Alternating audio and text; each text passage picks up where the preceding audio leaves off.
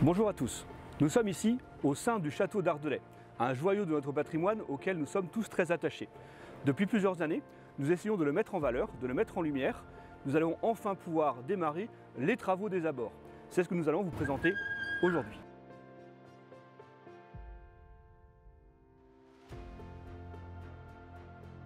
Avec ces travaux, nous poursuivons trois objectifs. Premier objectif, l'attractivité, pour donner envie aux visiteurs d'entrer dans le donjon. Deuxième objectif, l'esthétique, il faut que ce soit beau. Et troisième objectif, la proximité, pour qu'on continue à pouvoir accéder au commerce, accéder aux services au cœur du bourg d'Ardelais. Pour cela, nous allons agrandir les espaces verts autour du donjon et le long des douves. Nous allons créer des allées ensablées comme au Landreau et à Goria.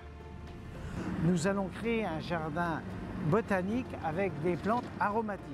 Enfin, le parking derrière la grange permettra aux visiteurs de se garer à 2 pas des commerces et du château.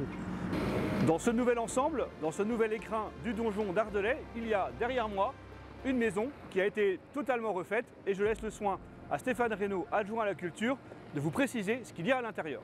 Cette maison a servi durant de longues années de local pour le comité des fêtes d'Ardelais et nous avons fait le choix de la rénover entièrement de A à Z de façon à ce que cette maison serve d'accueil pour le public, pour le château d'Ardelais.